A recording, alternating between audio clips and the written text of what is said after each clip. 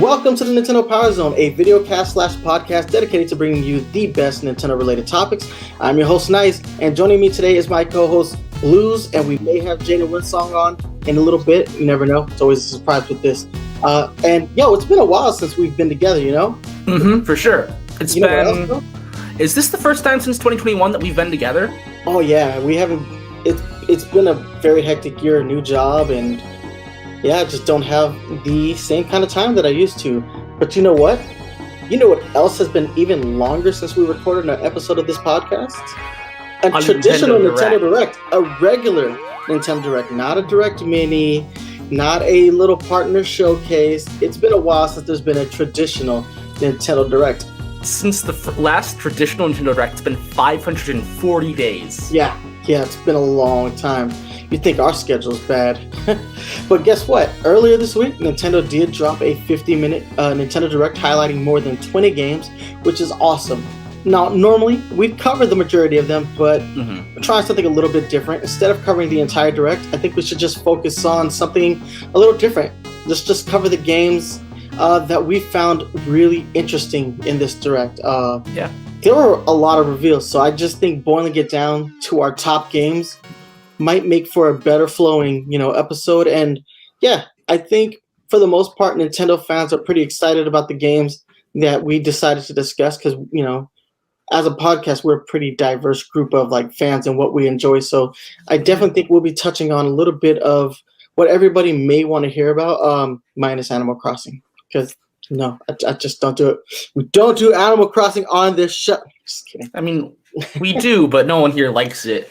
The current game as much anymore. But yeah, so we've beaten around the bush enough. Let's go ahead and talk about the biggest reveals from the Nintendo Direct. Let's start with Pyro and Mithra in Smash because that's a fairly big reveal and weird that Pyro and Mithra versus Rex. I'm so glad Rex didn't make it though. You're a hater. I don't like Rex because they almost redeemed for 70% of the story. He's just awful character. They give him this good redeeming moment where he gets the cool outfit change and his bad character design becomes a cool character design, and then he just is still an idiot. He's still just a dumbass. And I don't know. I will not stand for this blasphemy and this podcast. I love Rex. Rex is far superior to Shulk. Shulk's a whiny bitch. Whiny bitch, but at least he's not too much of a dumbass. No, but you know what? I'd rather be dumb than a crybaby. And Shulk's a big crybaby who doesn't keep his shirt on for some reason. No, it's a cool reveal though, right? Xenoblade Chronicles 2, heavy focus on the blades. Obviously, Pyro and Mithra being the crux of the actual story itself in that game. They're the thing that sets the story in motion. The reveal that Pyra and Mithra are one and the same, and how Mithra was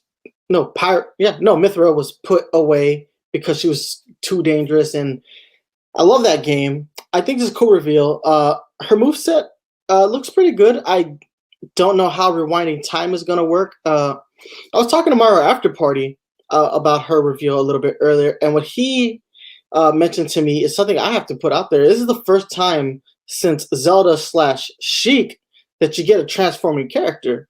Pokemon Trainer. Oh, yeah, Pokemon Trainer. Yeah, but Pokemon Trainer is weird in the sense that it's three, but we haven't seen that mechanic for an individual character in a little while.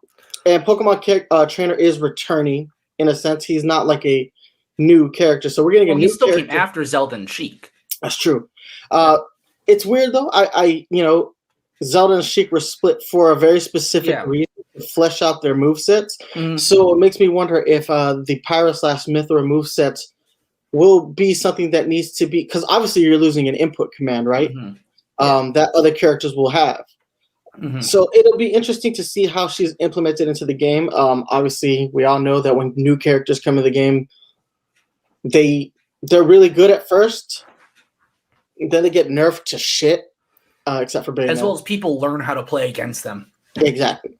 I think it's a cool reveal. The character design looks good. I didn't like the reveal trailer. Yeah.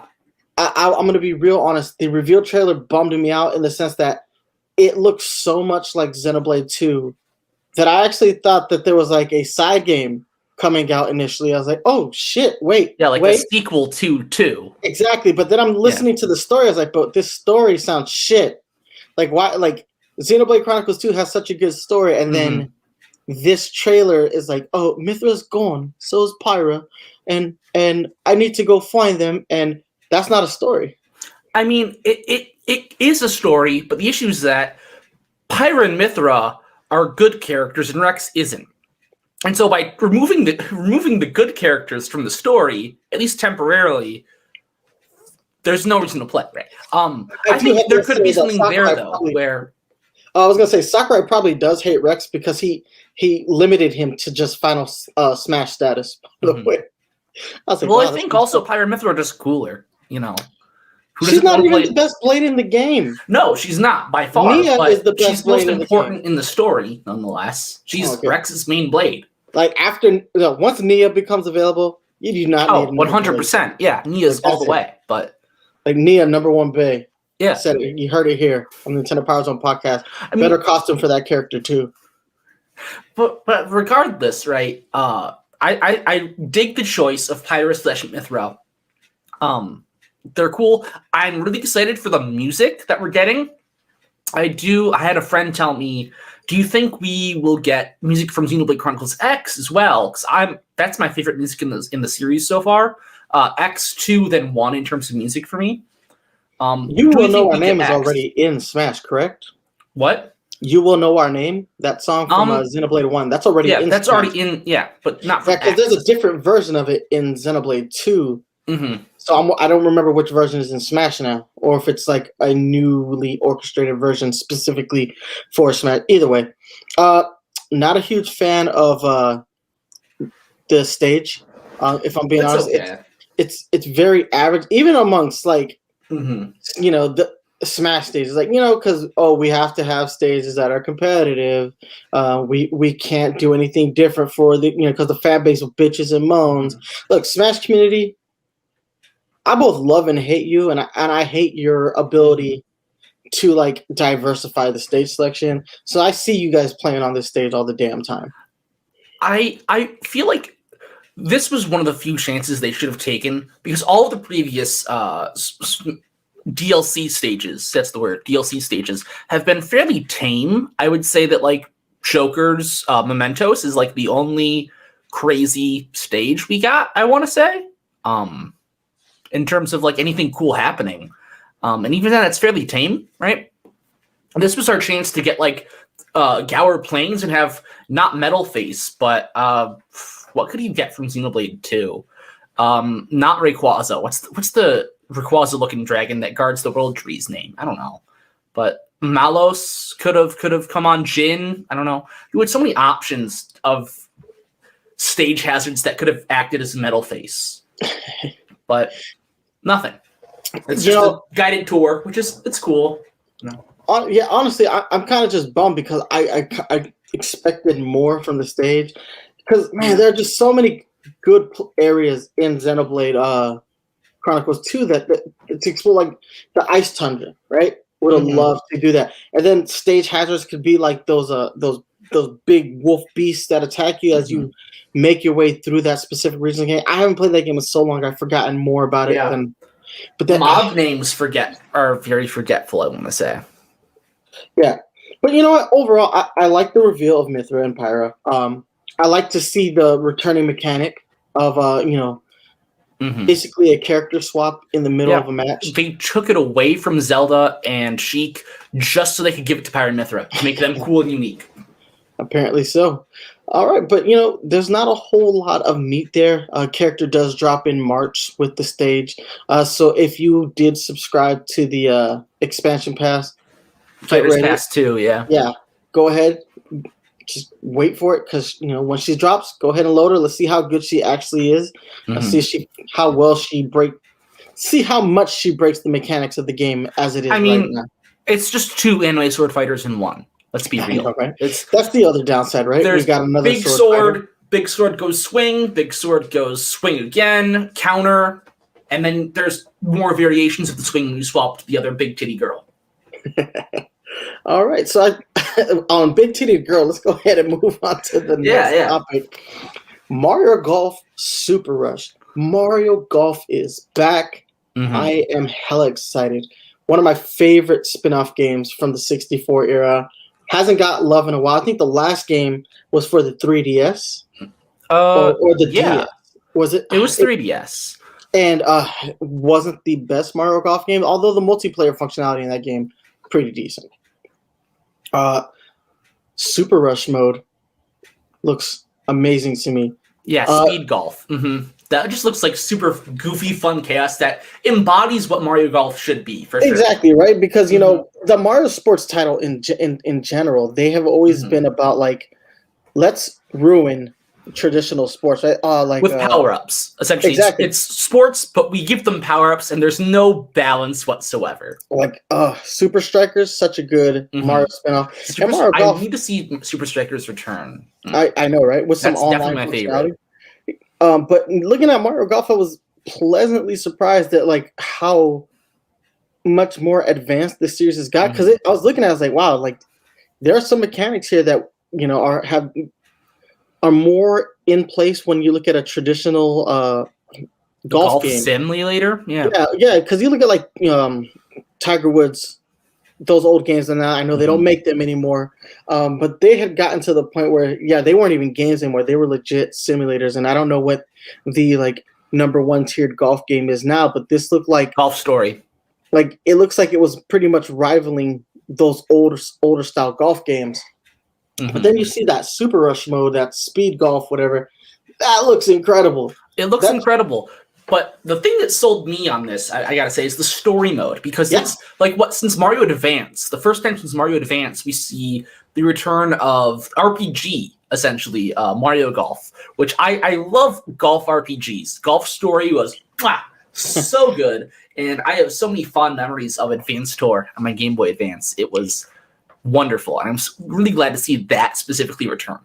So, I'm excited about the story mode. The thing that gets me a little bit is we're back to Mii's, and I know we don't really have a place to talk about this in our show notes, but looked like Nintendo was doing a lot of refocusing on Mii's as an avatar again. With the what is it? It wasn't me. I was gonna say Miitomo. It's Miitopia. With bringing Miitopia to the Switch and giving that game a second life, not really like where I'm looking for it, but it's kind of cool to see that. But it's also like maybe we need a new design for avatars at this point, because you've done a pretty good job with the Switch of removing us from the Mii. Like now we have, who does anybody use their Mii as their character icon when they set up a Switch profile anymore? I had mine for a bit, but then I swapped to one of the characters from one of the games. Like right now, I think I have Mario. So if I can just sort of give a little 2 cents there, I think the fact that in the Miitopia remake they specifically give you makeup and wig options is the big red flag that maybe not do away with Mii's, but like overhaul the creator. Like in the Switch version, we got like multiple hair colors, and that was really cool. But they just need to overhaul it. You can keep Mii's, but give us more options, and maybe just add a bit more to the Mii's, because it's a very dated design right now. You see, so I love everything about the aesthetics of Mario Golf so far, right? Everything we've seen looks amazing, right? They've got like semi-realistic things, but it's done in a way that the Mario characters don't look out of place. But then the Mii in the story mode looks way out of place. I'm like, what happened here? And specifically, not only does it look out of place, it looks soulless compared to everything else. Like all of the OCs, which I know Mario games just don't really do OCs anymore, but all of the OCs in the original Mario Golf GBA games, at least, were really, really cool. As well as most of the campaign didn't even star Mario characters in the original Mario Golf games. Yeah, so it would be neat if we got a new version of the Mii editor that was more in line with Mario as a whole. Like, just give you some like. If I could create true to life, not true to life, but true to model Mario in the Mii Maker, that's what we should aim for, right? Yeah, or at least give me something that I can create like a Mario-ized version of myself, right? Yeah, that's what the that Mii makes is sense. essentially functions for. But yeah, aside from that, not a whole lot of like gameplay stuff revealed as of yet, and I do have the official website up, but I do like certain things about it. You know? I definitely hope that there's a bit more modes, and I really, really hope that there's more courses, because I need better courses. These courses look very bland, and that's my biggest concern. Right? Yeah, now, I feel like they're holding some stuff back from us. But again, there's some things that control schemes. I'm hoping a traditional controller is still the best option. Obviously, they have motion controls. Yeah, the motion control thing, we've run past that gimmick a while now, because we had these mechanics on the Wii. Nobody plays like that, really. I don't know why Nintendo continues to shoehorn the actual swing mechanics. Now, granted, unless the HD Rumble feels like super phenomenal in this game, I see no reason to continue with the motion controls. I still kind of appreciate the novelty, honestly, because golf was like golf and bowling, I guess, were the motion control sports. And I appreciate it for golf. I think it's very intuitive and makes a lot of sense. But it's definitely also not really needed and even wanted, but I appreciate that they keep it in. I do like that novelty. So I'm going into this game like really expecting a lot, because I really did enjoy the last Mario game that Camelot did, which was Mario Tennis. Yeah, the Aces. Mario Tennis on the Switch, Aces, yes. Wait, was it Aces? Yeah, Aces. It was Aces. Yeah. Aces was phenomenal. Like, I got so much play out of Mario Tennis Aces. It was way better. Now, the story mode didn't have the difficulty that I wanted, and I do hope Mario Golf's difficulty really ramps things up. But I did enjoy the hell out of that game, and it was really fun to play online, because the online actually worked fairly decently in that game. And obviously the couch co-op, again, phenomenal. And this game has both of those options, online play, couch co-op. Now, I think the Super Rush mode is where things will be a little, based on just Nintendo's network as it stands.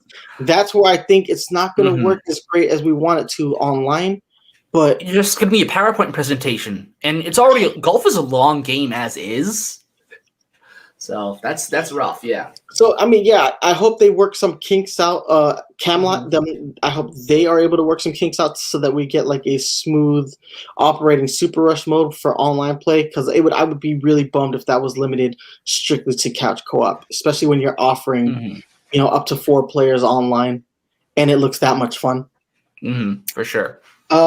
But yeah. Also, all the characters have really nice drip for golf. I love it. So in Aces, they got all the tennis drip, but the Bowser's khakis. Mwah. I did like the outfits. I want unlockable outfits, because that was really dope in Aces, where you could go. I need that part of base game, because they didn't add that to like 3 or 4 months down the line. Yeah, you got costumes. It was like, why weren't these in from base game? Well, wasn't the Mario and Luigi traditional costumes like free for like early access? If you played the test punch, or just the demo, right? Test punch is arms, and I forgot what test serve. I don't know what they called it. They always give it weird names. But if you played the demo, essentially, you got the traditional outfits. But other than that, you had to wait until after they released like all the extra costumes, which they'd only release like once a month. And then they started they added a new mode to unlock the palette swaps. And it's like, this game, no one plays this anymore. So these should have been in from the beginning. I don't know. Yeah. So tournament mode, right? That's got to come back. Come back, because I could see that's just a golf staple for Mario Golf, like just hardcore like online tournament. 12 people playing in brackets of 4. That could be. I mean, speed golf probably won't work great, even no matter how much work Camelot puts in. But golf, you can't fuck up online golf, because you do it turn by turn. It's a turn-based strategy game at that point, and you just have to render that person's turn. It shouldn't have any issues. So I will say, it's got to be there. As excited as I am about the return of Mario Golf, I also think that this trailer didn't give us a whole lot of the wacky that Mario Golf and Mario Tennis have traditionally been, right? Mm-hmm. Those games are wacky and they're crazy and they're silly, and that's what keeps them apart from your traditional golf game. Everything they showed in the Direct gave me the vibe of a traditional golf game. I was like, yeah, I know you're holding something back, and maybe you want to do like something like a separate Direct for it at a later time, or here's a showcase thing that we're doing. But I wish you would have showed me something a little bit more intuitive as to what we're going to see in the game itself. But aside from that, character models look great. Courses don't look that bad. Super Rush mode looks like it's going to be a blast. Yeah. And I'm just hella excited. I know, just want to touch on that last point. Camelot has been on this trend where their Mario sports games have just been getting less and less wacky, with the exception of Aces. So I don't think there wasn't a Mario Golf game on Wii, surprisingly, and they just gave us Power Tennis again, I think, instead of a Mario Wii Tennis. And so since those games didn't exist, the other ones we got were on 3DS. New Control Power Tennis came out on the Wii. Yeah, New Play Control came out on Wii. Yeah, where they just added the motion control. They did the same with Donkey Kong because they didn't bring back the bongos. Yeah, but they didn't give us anything for Mario Golf. But no, Mario Golf's been on the shelf for years. But the GameCube ones were great, wonderful, and then we got them on 3DS, and the 3DS games just weren't wacky or weird in any way. Ultra Smash on Wii U, as someone who had wanted to give Camelot the benefit of the doubt in Ultra Smash, it was not fun. There was nothing to do, but there was nothing wacky other than just a Mega Mushroom, and it was just pure tennis sim. I had written Camelot off long ago because of what they did to Mario Party. Mm-hmm. They took Mario Party. Well, isn't ND Cube Mario Party? I thought it was ND Cube. And then Camelot does the sports games. I don't remember. Honestly, I don't remember now. You know what? I know Hudson made a few of the Mario Party games. Yeah. I think Hudson made the good ones on GameCube, as well as the ones that we screwed over on N64, I'm pretty sure. I still have scars on my hands from Mario Party. Yeah, ND Cube makes Mario Party and Wii Party, as well as they made F-Zero Maximum Velocity. I don't even know. They made Clubhouse games. Didn't play that one either. Not gonna lie, I don't have a lot of time for party style games anymore. Anyway, for sure. And then what they became. But Camelot's not to blame. They're to blame for Ultra Smash, but not for Mario Party. You know what sport game needs to come back? Strikers. No, well besides 3-on-3. 3-on-3. Yeah, yep, Hoops 3-on-3. I've been begging for that for ages. Yeah, come on, Square, get on it. Square's makes mix games now. They made the sports mix on 3DS, right, as well as the Wii one, or did maybe Camelot made the 3DS one with the horses? I feel like Camelot did that one, and I don't. But they made the dodgeball one on Wii. Square made that one. Okay. All right, now it's time to get into a little something that I think everybody wants to talk about just a little bit, because it is the much anticipated sequel to Octopath Traveler, and right away we get another strange name. Project Triangle Strategy. They suck at naming anything. Well, we got beyond just the titles of the games. It's everything within the games has a really dumb name. You know what? Soul Iron War. I hope this game sticks. You know what? Because we've gotten to the point now where every one of their names has supposed to be like working title. Yeah. And then the actual, at some point, they're just going to have to release a game called Working Title. Because that's what it is. No, and then the systems in the game are called the working system and in the title system. Exactly. No, but you know what? I hope the name sticks just because, they've done it a few times already, right? We've got multiple Bravely Default games, Octopath Traveler. This is probably one that will change. At least a little bit. But I love it. I mean, like Triangle Tactics might be the final name they go with or something. I know, right? But excited to see Square working on a tactics-based game again, though, right? Like Final Fantasy Tactics, one of my all-time favorites. I know it's not high up on a lot of people's tier list as far as like strategy games for made by Square, but I love them. And to see it done in that art style, which is what's it been 4 years now, 3 years now since that, about 3 years. Well, so it came out in 2018 because it was revealed. Well, I guess it was revealed in 2016, or was it? No, 2017. 2017. Yeah, it was the January thing in 2017. Yeah. And so, then So the art style, it's not new anymore, right? No, but it's still something that is scarce. It's beautiful. Like it's gorgeous. Yeah. Gorgeous. Like I cannot see that and not think about how gorgeous it actually is. Like it's so vivid and retro and new, and it's.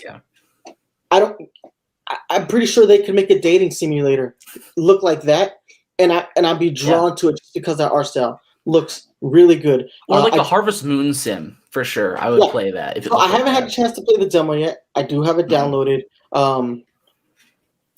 but if it's any bit as good as Octopath Traveler, I'm pretty sure we have another hit on our hands. Who's it? H2D2. HD2D, HD2D. Yeah. And specifically, it says the next series in the trailer. It says like the next installment in the HD2D series. Yeah. So that gives me hope this is a series, but it's also almost like Final Fantasy where they're not connected, right? Where they're all just different stories, but they all like it's a sequel, but it's like sequel in the loosest of terms, sequel, right? Yeah. Only the art style is cohesive. Yeah, exactly. But how many Final Fantasy games did we live through? That looked exactly the same, but different characters, different universe. All of them, right? Like they all have for the first 6, they all look aesthetically the same. Well, first 5, 6 on the Super Nintendo, but aesthetically they all look the same. And even the Super Nintendo version, while it did look better by a wide margin, it still maintained like that art style that we had somewhat gotten used to by that point. It's not until 7 that there's a clear deviation in where those games go graphically, but then you have 7, 8, and 9, which are just gradual build. They're gradually building to get better, but they maintain that Nomura design style, right? But this looks good. I can't vouch for the story yet. I can't wait to try the demo, but if it's any bit as good as Octopath Traveler, you got a hit on your hands, right? And now we're starting. It's kind of cool. I'm starting to hope that Nintendo starts to see the benefit of these games and trying to make sure, because Octopath's going everywhere now, right? It's already on PC. It's coming to the other consoles.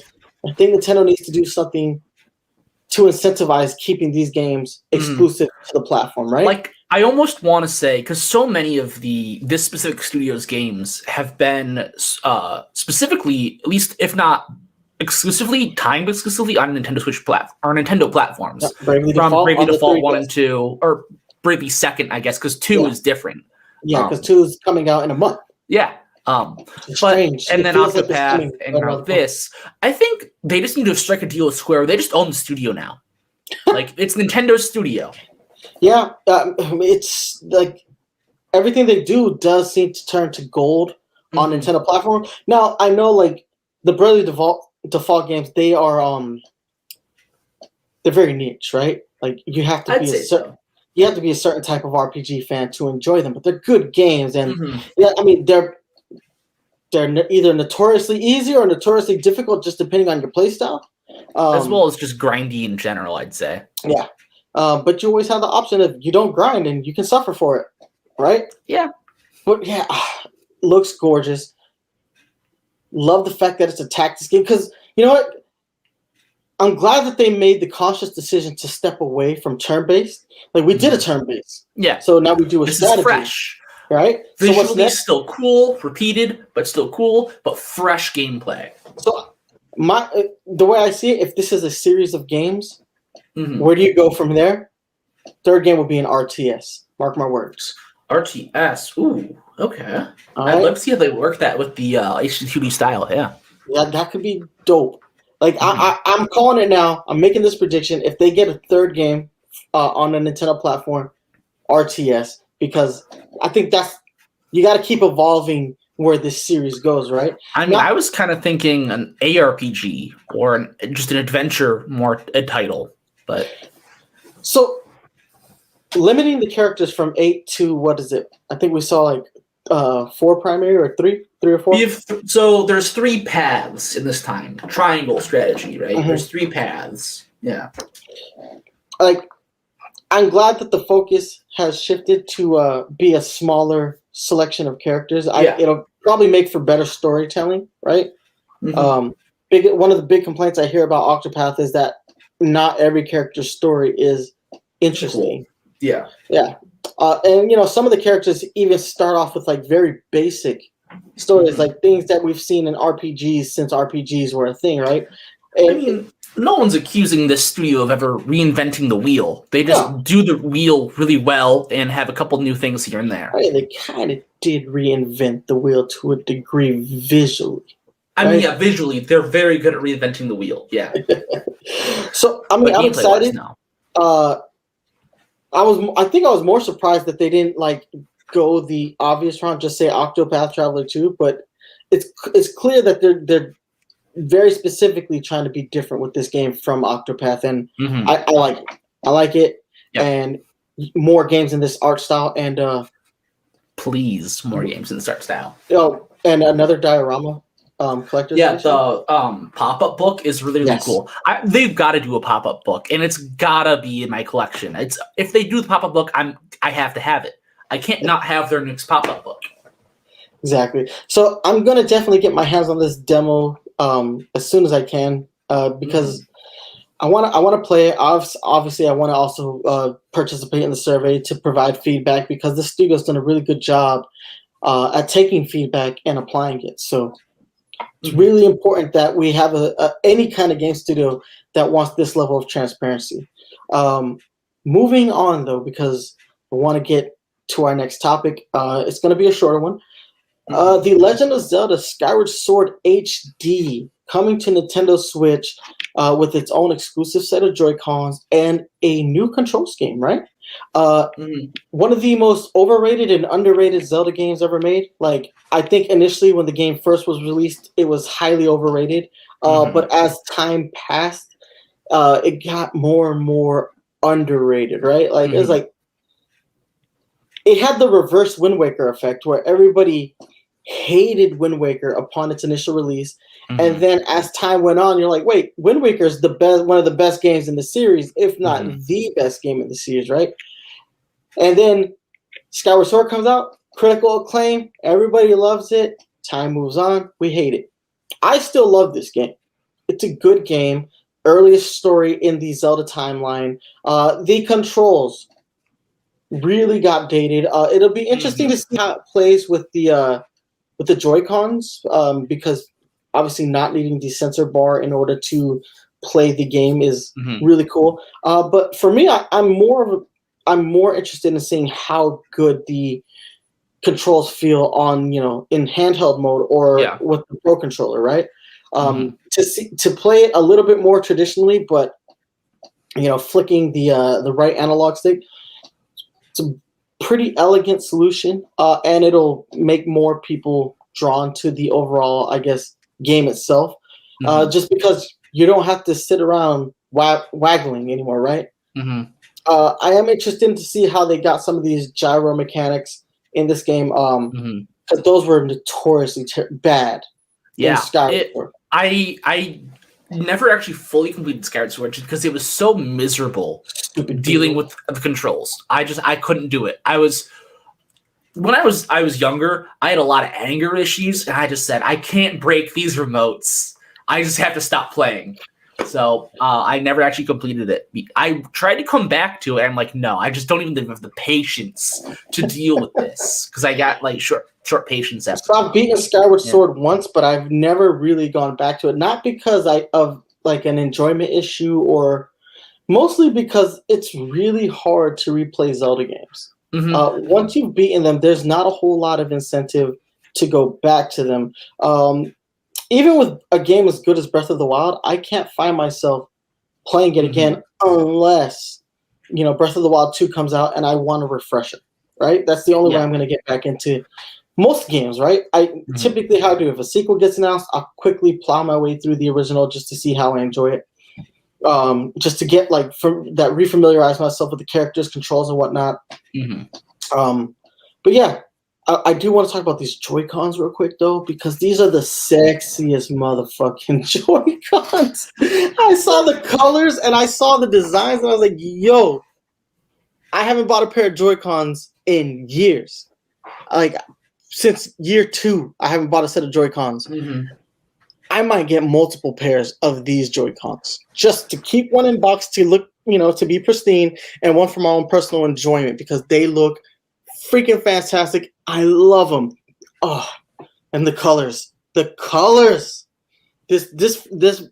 palette of blue, not available in the States before. I think they had them on that Japanese on Nintendo's Japanese site where you could order them in that color palette. But the designs, best looking Joy-Cons they've done in a long time. Better than your Animal Crossings, better than your Splatoon, much better than the Eevee Let's Go. Yeah. They do look really, really nice. I'm not personally a fan, and I have enough Joy-Con. I don't need to spend more money on things that drift. So I'm definitely not too worried about them. The controller I'm excited for is the Monster Hunter Pro controller. That I need to get a hold of. I still have my launch Joy-Cons, no drift ever. Yeah, same. But some of my newer Joy-Cons are drifting, and it's like, well, why the newer ones drift? So I don't know. Maybe it's because when I'm playing in handheld mode, I'm like very cautious of what I'm doing because I'm clumsy by nature. I will drop my Switch, or in a fit of anger. Anyhow, there were a lot of like cool little reveals in the direct. So I just want to quickly go over these games. I don't want to spend a lot of time on them, but I would like to give some thoughts. The No More Heroes 3 trailer looked pretty damn good. It's a little bit of what we saw at the Game Awards. Yeah, I don't think there was anything really new. We saw new gameplay, which was cool. It's new gameplay, but it's old gameplay because it's gameplay we know and love from Travis Touchdown. Exactly, but that's the good thing, right? Because we got Travis Strikes Back, which is and that was not. Yeah, it wasn't what we loved for sure. So I mean, I know I don't think it's a terrible game, but I know a lot of people just didn't enjoy Travis Strikes Back. It's just so boring. It's such a nothing game. You hold right, enemies appear, you mash the enemies to death, and you hold right again, and then you exit the level after boss battle, and you learn a bit of the story, and you do it again. Yeah, and then Famicom Mysteries. I am very interested in these just because I always like when games that never made it stateside get a second life. Sin and Punishment is one of those for me for sure. Yeah. Obviously we have games like Star Fox 2, which never even saw the light of day legitimately. Period. Yeah. Now I'm not a real big fan of the fact that they've redone the game, right? Yeah. It takes away from like the experience of experiencing something that we never got. Now I get it. Yes, it's an NES game. Super dated. It's not going to look good, but retro games are in vogue, right? Traditional visuals, right? A toggle option. OG visuals, new animated anime visuals. Exactly. Yeah. Well, what franchise do they do that with? Dragon Quest. Dragon Quest got really good at you can play retro, you can play and in a visual novel, I feel like that works pretty well too.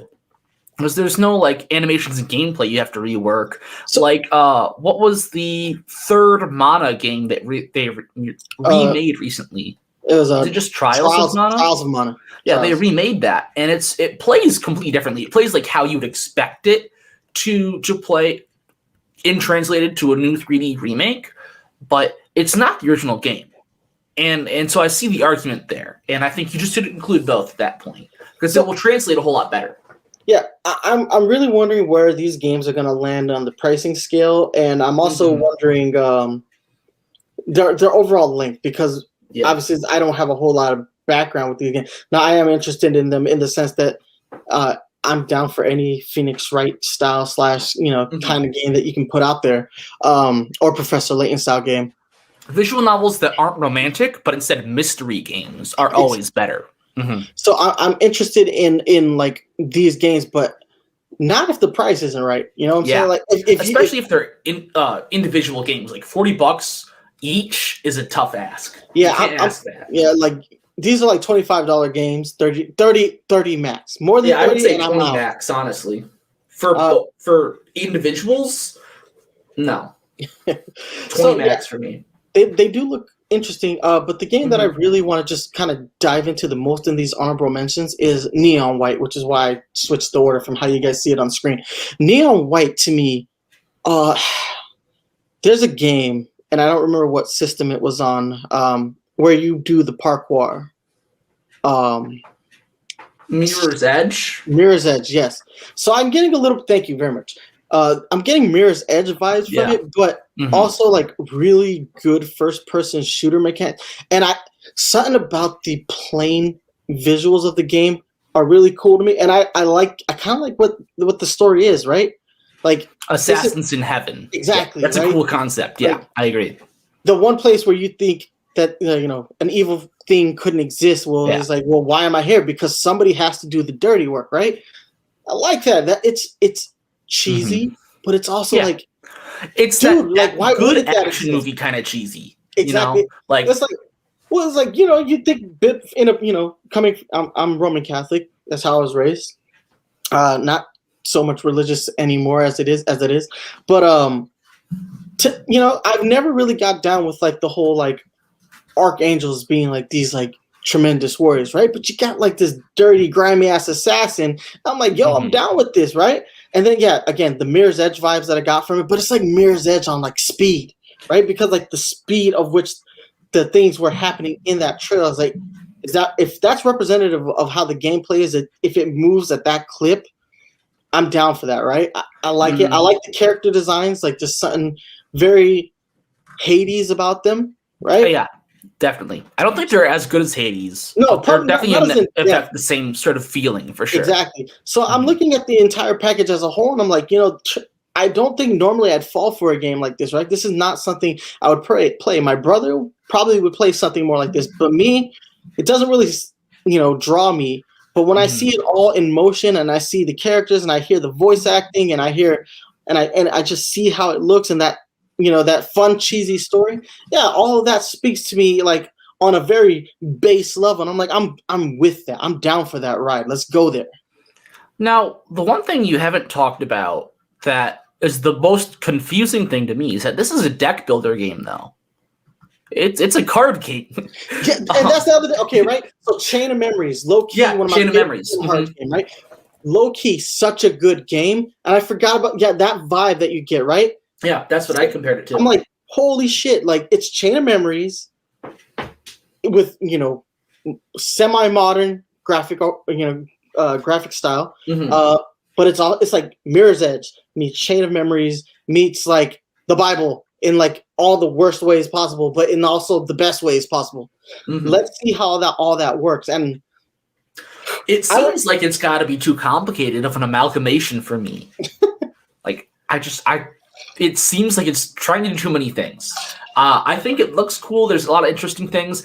I don't think I'm going to pick it up. It just doesn't look like it's for me because it's trying to do too many things. It also looks like it's an eShop style game, right? It's for sure. It's definitely not like a full-fledged game. This is like a maybe 6 to 7 hour game. Yeah.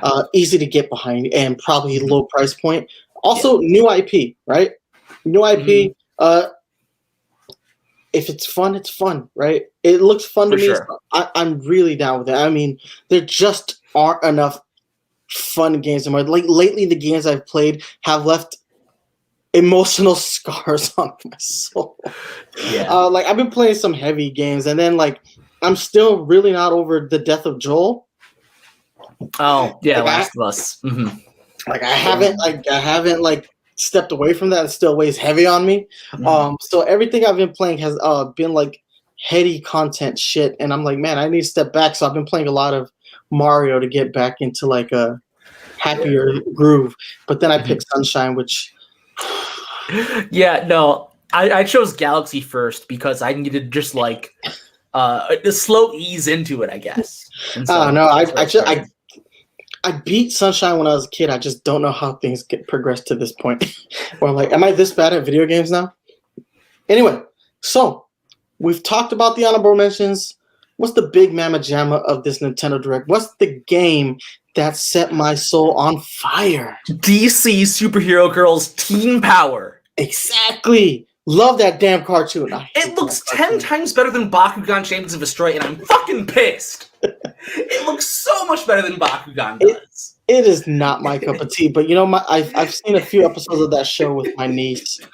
She loves that show, and I guess it's cool that franchise has gotten to a place where they think that they can get in female gamers, but no, not for me. I hate the voice acting. I hate the fact that they want you to take selfies in that game.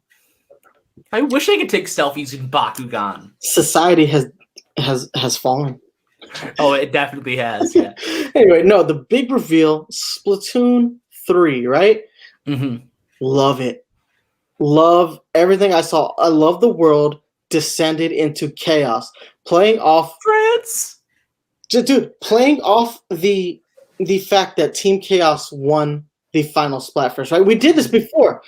The whole Callie and Marie thing in Splatoon 1, that final Splatfest, and Marie goes bad, and now it looks like the world has fallen into chaos because Team Chaos won the final Splatfest, and that is awesome. That is legitimately awesome. I think the craziest thing about the evolution, I guess, of Splatoon is that Splatoon, in the original Wii U version, it was a fun, squid-based multiplayer shooter with light undertones of post-apocalyptic, atmosphere and things. And all of a sudden, by the time 3 comes out, this is a post-apocalyptic game about squids.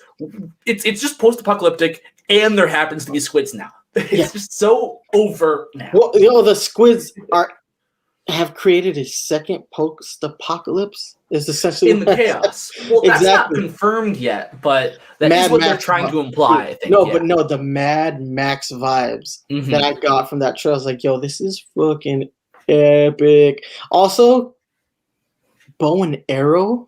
Yeah, I can't wait to see how that works because that inherently should not work in this game, but they're making it work, I guess.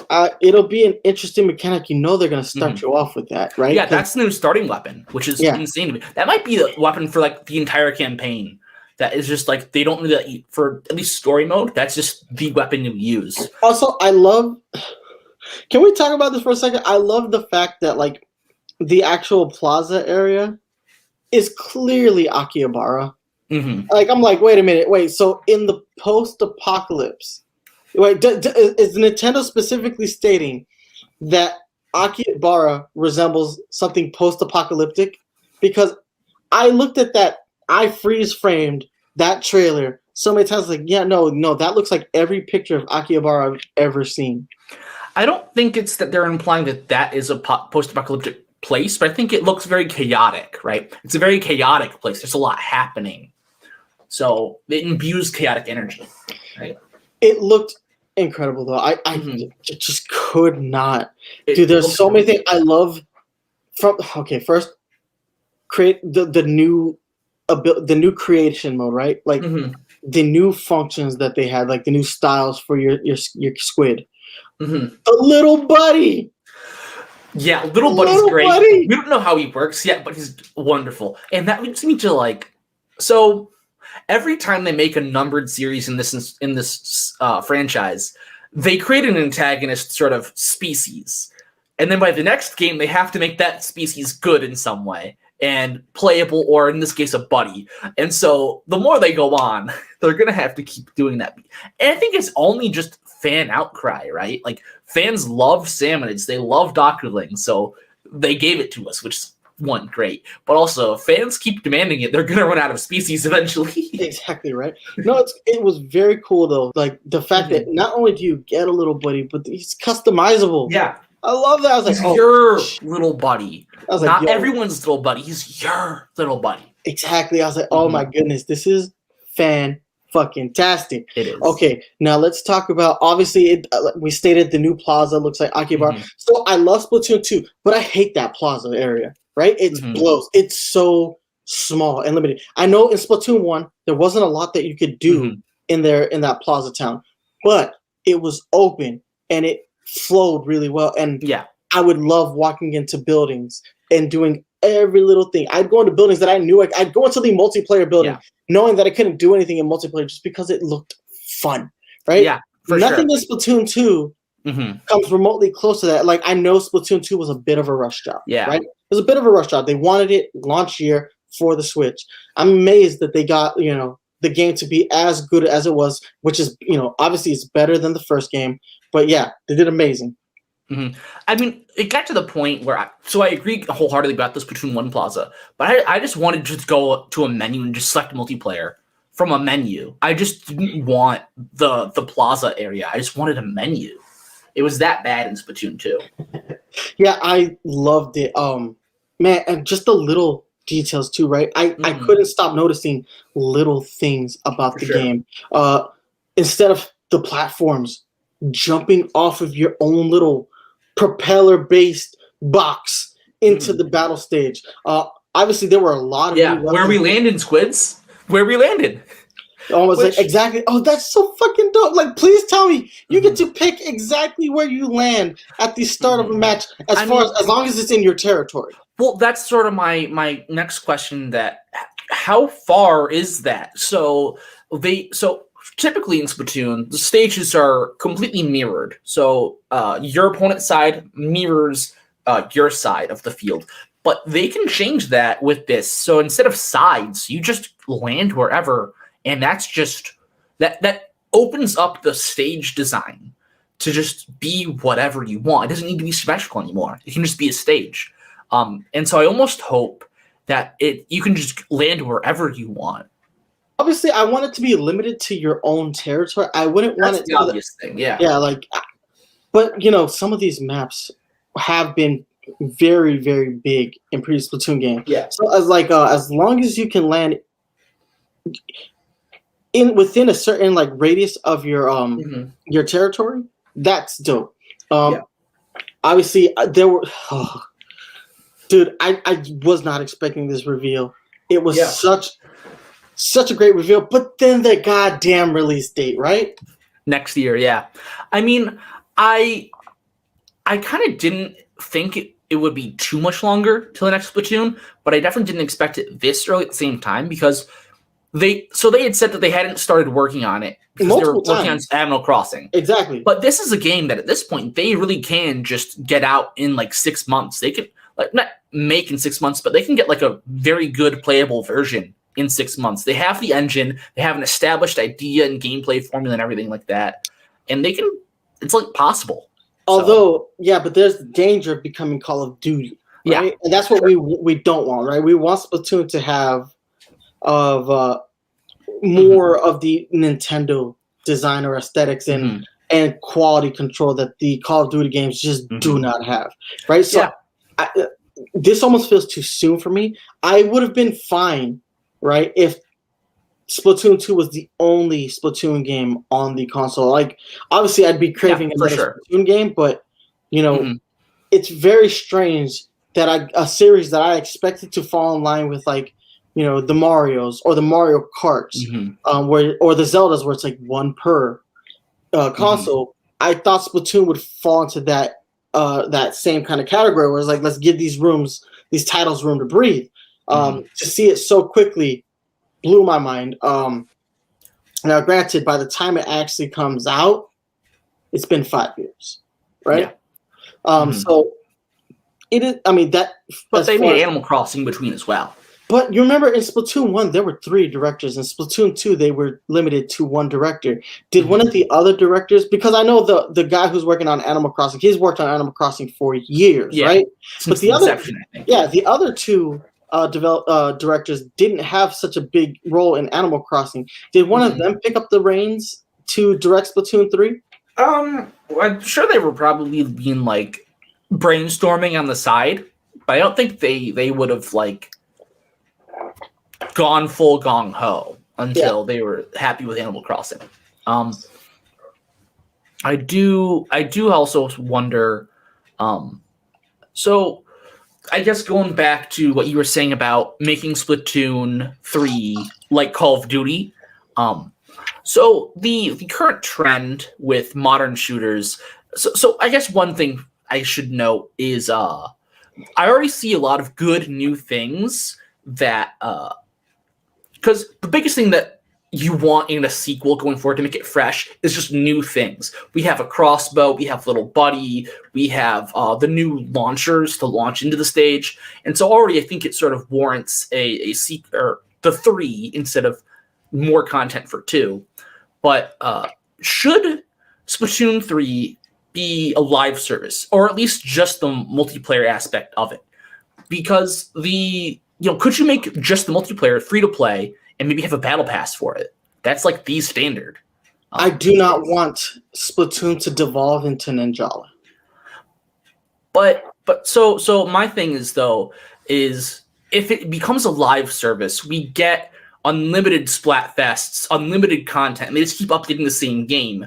And so, because after 2 years, Splatoon 2 stopped getting content. Technically, they still get a couple new things here and there, but I don't want the new content to stop. If I'm going to be completely honest, I would kind of prefer the live service where I just keep getting new stuff, and it's just a permanent live service game. Okay, so I have problems with live service games as a whole in the sense that, as cool as live service is, right, expanding content, it hinders sequelization. We are still playing Dragon Ball Fighters, right? Yes, we've had multiple seasons of the game, right? The game's gotten better, but it's also gotten worse. Yeah, right. And and that's the problem with live services. Like, the more the game changes, the worse it can be. Sequels allow for experimentation in a better, safer zone, right? Okay, so this sequel doesn't work. Like, it's the problem. It's the problem with Fortnite, right? Like, Fortnite, fun game, right? But then they run out of steam, and then by the time they do begin work on a sequel, you've already spent so much time, money, and effort in that original game, and the fan base has waned and departed. They're not there for a sequel, right? You don't build loyalty to the brand, right? Because it becomes fly by night. I totally see that. Okay. You lose the ability to experiment, right? What was the big experiment in Splatoon 2? Salmon Run. Right? That's the biggest. I love Salmon Run. I wish it was available more frequently. But you can do stuff like that when you sequelize, right? Yeah. Live service game does some shit like that, and a major part of development gets sacrificed.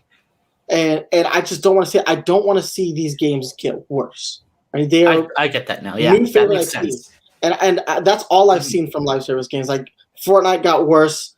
With a lot of additions. Some additions are so game-breaking in Fortnite that they remove them out entirely. But then you've got that vocal fan base that enjoy that mechanic. Like, being able to pull out the parachute from any jump in Fortnite. Really fun. People complained that it broke the game. So then they remove it. But then the people who enjoy that mechanic are like, yo, what the fuck? Right? So you've now alienated both groups of people because that live service is listening to the talking heads. And we can't let development, like, you know what? Fans should have a say in certain things as far as video games are concerned, but there are ways to do it. Project Triangle strategy. Yeah. Here's a demo. Vote on the things you like. Here's a survey. Did you like this? Did you like this? Bravely Default did it. You had the character ballot in Smash. Obviously, Octopath Traveler has it. Fan engagement is something that all developers should strive for, but there are certain versions of fan engagement that way they need to shut the fuck out.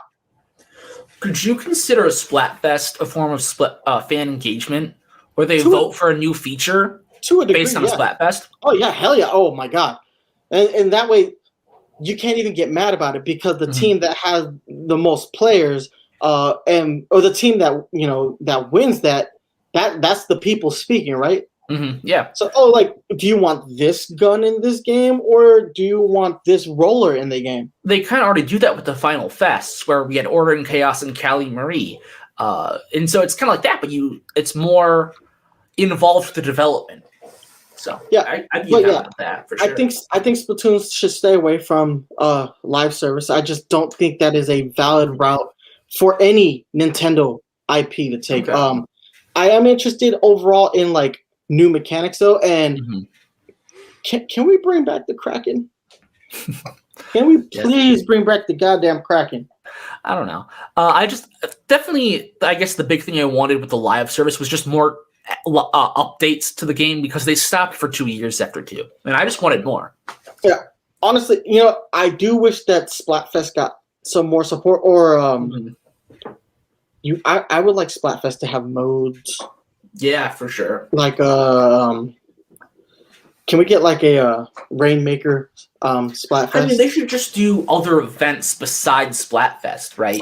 So if they had a Splatfest and then they had a SplatCon or something, right? I don't know. And it's just a slightly different. It's an event like in the games, but it's a different mode of some kind.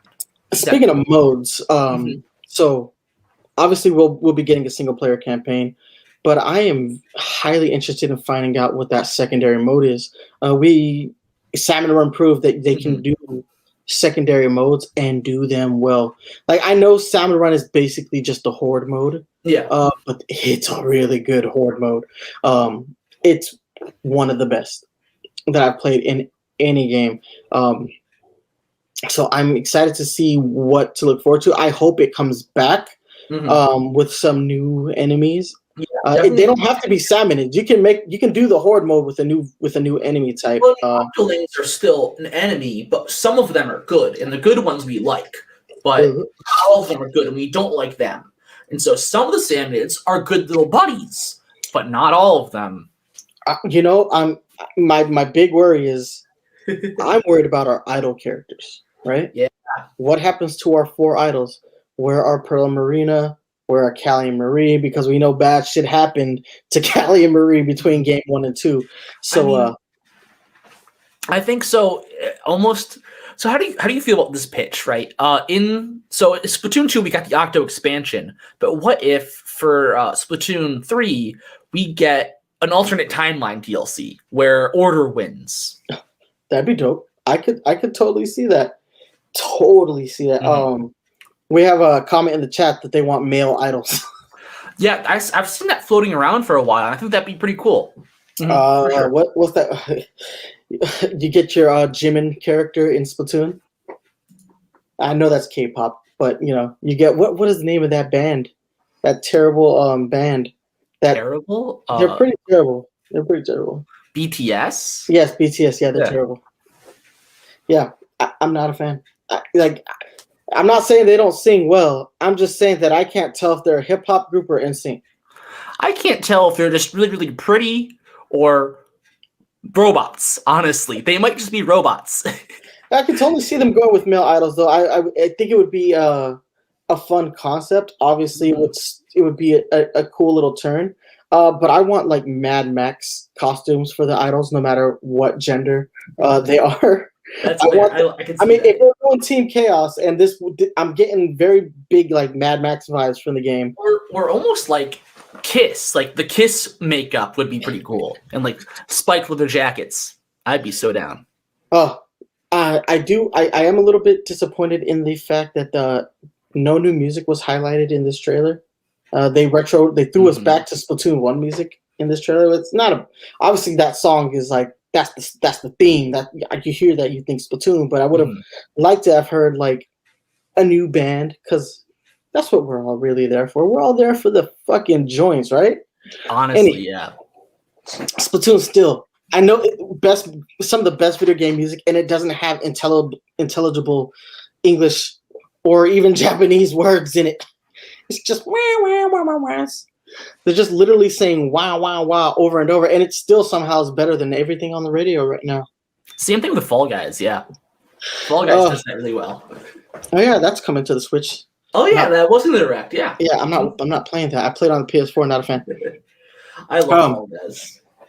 So excited about Splatoon 3 though. As a whole, everything about that is just yes.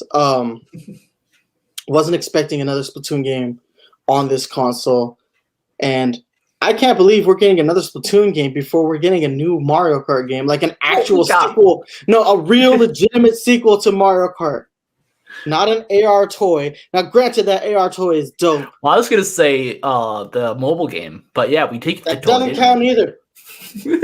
Like a legitimate 9 Mario Kart 9, where's that at? Why is Splatoon coming out before Mario Kart 9? What is happening at Nintendo right now that there isn't a Mario Kart game that we actively know about? Mario Kart Mobile.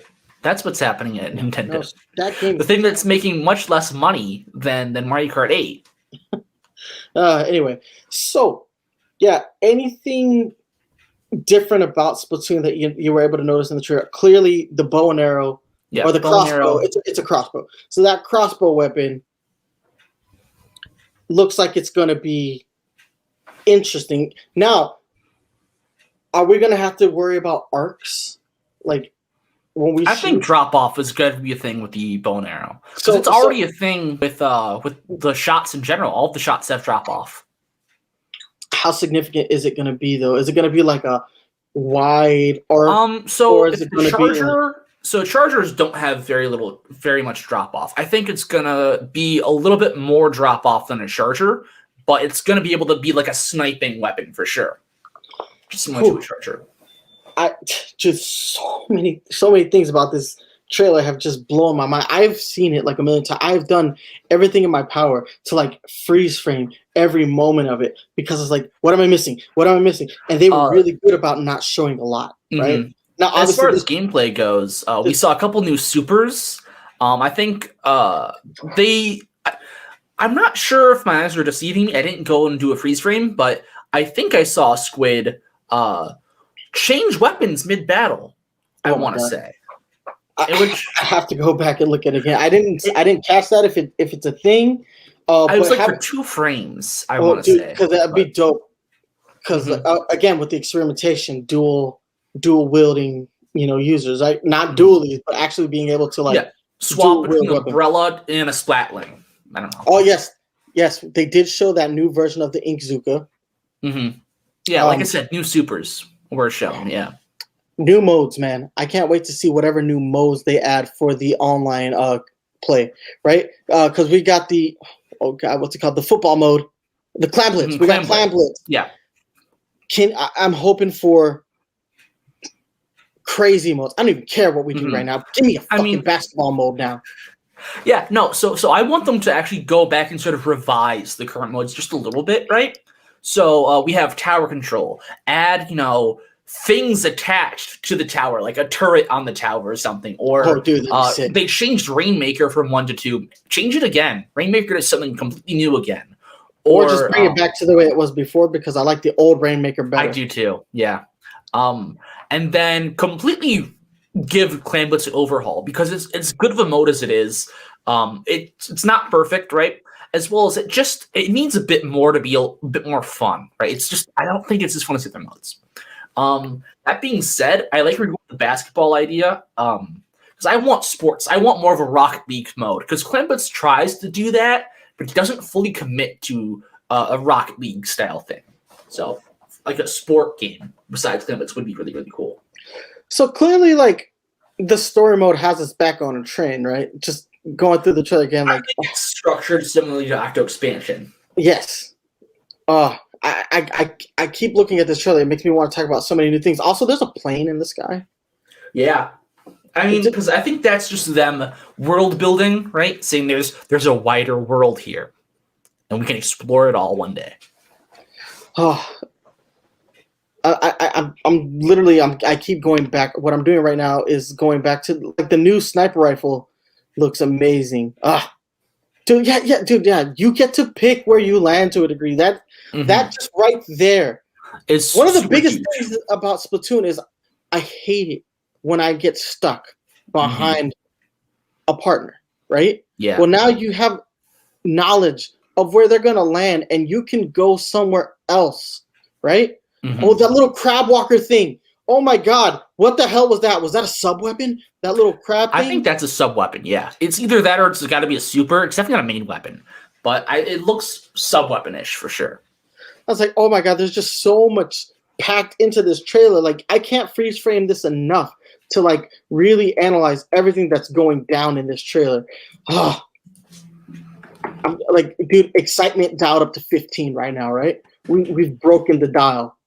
I'm just so amped. I really wish this wasn't a 2022 game because I'm the biggest hypocrite, right? I get mad at developers when they show me stuff before it's like, we're in like a pretty like significant window of it. But yeah, it is what it is. But enough, guys. We've run out of time for today's show. Yeah, I hate to do it. I know it seems like we're just getting into the groove of things, but we're trying to stay a little bit more focused going forward. And I know that last portion of this conversation totally unfocused because there's just so much shit to talk about and not enough time in the world. But we'll be back. We're going to try to get back on the bi-weekly schedule, but we will be back sometime this week to talk Pokemon because this Saturday, 25th anniversary of Pokemon, Pokemon Day, there's going to be that virtual concert featuring Post Malone. I don't have thoughts on that I want to discuss out loud, but that's the thing that's happening. There will be some reveals throughout the week. We're going to talk about all of that later this week. That is a guarantee. Aside from that, we got to hit you up with these social media links. You can hit me up on Twitter at NyceOne93. You can email me at NyceOne93@gmail.com. You can hit me up at Facebook, facebook.com/Nintendo Power Zone. If you're a fan of the podcast, we're on iTunes, Spotify, Stitcher, Google Play. Basically, wherever you listen to podcasts, we are there. Go ahead, Blooz. Hit them up with the social media links. Yeah, you can follow me at TheKingBlooz on Twitter. Blooz, as always, spelled Blooz.